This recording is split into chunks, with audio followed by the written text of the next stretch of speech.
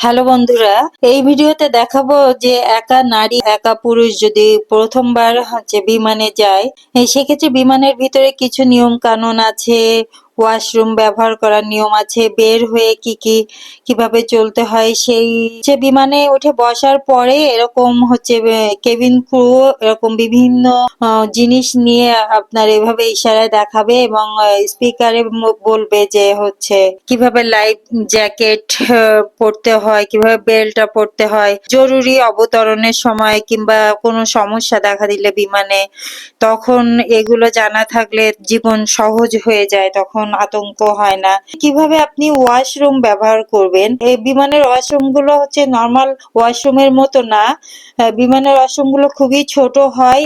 সেক্ষেত্রে ওয়াশরুমে তো কমোড থাকে, শেষ করে এই যে বাম পাশে নীল চিহ্ন দেয় কি থাকে, সেটা চাপ দিলে ফ্লাশ হয়ে যাবে। আর ওয়াশরুমে নর্মাল আমাদের দেশের মতো ওরকম পানির ব্যবস্থা থাকে না, এখানে একটা বেসিন থাকে। আর অবশ্যই ভেবে রাখতে হবে ওয়াশরুমে টিস্যু ব্যবহার করাটা, পানিটাও খুব বেশি ব্যবহার করা যাবে না, অল্প পানি পড়বে, চাপ দিলেই অল্প একটু পানি পড়বে, সেই পানিটা বাম সাইডে টিস্যু থাকবে, ওখান থেকে টিস্যু নিয়ে একটু পানিতে ভিজায়ে তারপর ইউজ করে একটা জায়গা আছে। যারা একেবারেই প্রথমবার যায় তারা নিয়ম কানুন যদি না জেনে যায় তাহলে তাদের ব্যবহার করতে খুবই সমস্যা হয়। এবার যে গিয়েছে এক বৃদ্ধা মহিলা, তার স্বামী সহ গিয়েছে, বাট ওই মহিলা হয়তো জানে না উনি ওয়াশরুমে যে পানি না পেয়ে ফিরে চলে আসছে, অস্বস্তিকর একটা পরিস্থিতি তৈরি হয়েছে তার জন্য। তারপর আমি শেষে না পেরে ওর ভিতরে গিয়ে ওনাকে দেখায় দেখায় শিখায় দিয়েছি।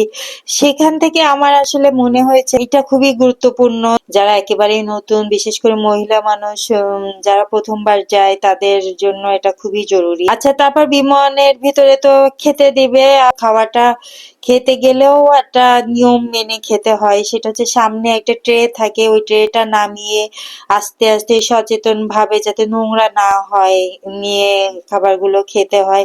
আর এখানে একটা ময়লা ফেলার জন্য একটা কাগজ থাকে, কাগজের বক্স, সেটা খুলে ওর মধ্যে ময়লা জিনিসগুলো রেখে দেওয়া যায়। হ্যাঁ, বিমান যখন থেমে যায় তারপরে পরিপূর্ণ থামার পরে আসলে ৪-৫ ঘন্টা একসাথে যাত্রীদের সাথে থাকতে থাকতে ওখানে তো সবই রুগী থাকে, কেউ চেন্নাই নামবে, কেউ ভেলোর নামবে। চেন্নাই বিমানবন্দর অনেক বড়, অনেক হাঁটতে হয়, রাস্তা হারিয়ে ফেলার একটা ভয় থাকে। সেক্ষেত্রে একা হলে যেটা করা উচিত যে পাশের সিট কিংবা আশেপাশে সিটের দু একজনের সাথে কথা বলে তাদের সাথে সাথে প্রথমবার হলে গেলে সুবিধা হয়। আর হেঁটে হেঁটে যাওয়ার একটা পর্যায়ে যে দেখা যায় বাংলাদেশে ঢাকা এয়ারপোর্টে ইমিগ্রেশন ছিল, এখানেও ইমিগ্রেশন থাকে।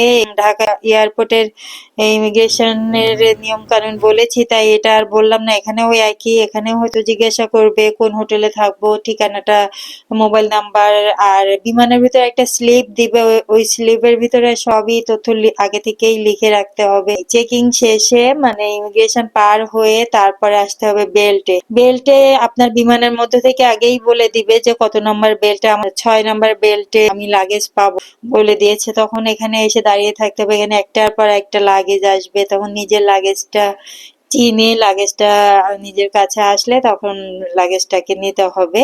তারপর বিমানবন্দর থেকে বের হয়ে এখান থেকে ২-৩ রকম ভাবে যাওয়া যায়। ভেলোরে যারা চেন্নাই যাবে এখান থেকে ট্যাক্সি নিয়ে সরাসরি অ্যাপোলো, যেখানে যেখানে যায় যারা যারা সেই সব জায়গায় চলে যেতে পারে। ভেলোরে যেতে গেলে ২ থেকে ২.৫ ঘন্টা লাগে।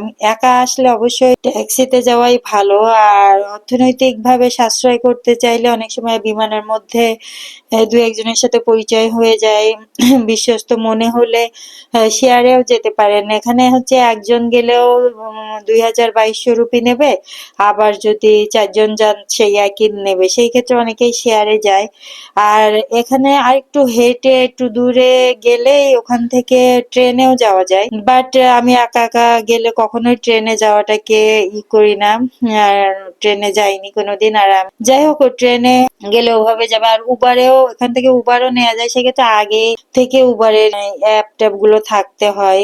আর এখান থেকে আর একটু সামনে গেলে এখানে প্রথম ধাপে ট্যাক্সি গুলো পাওয়া যায়, সেই ট্যাক্সি গুলো নিরাপত্তা থাকে, কারণ যেহেতু বিমানবন্দরের ভিতরে রেজিস্ট্রেশন করা থাকে। আর এর থেকে আর একটু বাইরে গিয়ে যদি ট্যাক্সি নেওয়া হয়, সেই ট্যাক্সি গুলো হচ্ছে রেজিস্ট্রেশন করা থাকে না, ওরা ১,৫০০ রুপিতেও হচ্ছে নিয়ে যায়, কিন্তু ওটা সিকিউরিটি থাকে না। নিরাপদ হতেও পারে, আবার না একটা সন্দেহ থেকে যায়, যেহেতু একা একজন মেয়ে যাবে, তার কাছে টাকা পয়সা থাকে, অনেক কিছুই থাকে, সেটা একা ২টা ঘন্টা রাস্তা, সেক্ষেত্রে এই বিমানবন্দরের ভিতর থেকে ট্যাক্সি যদি ৫০০ টাকা বেশিও যায়, এখান থেকে নিয়ে যাওয়া উচিত।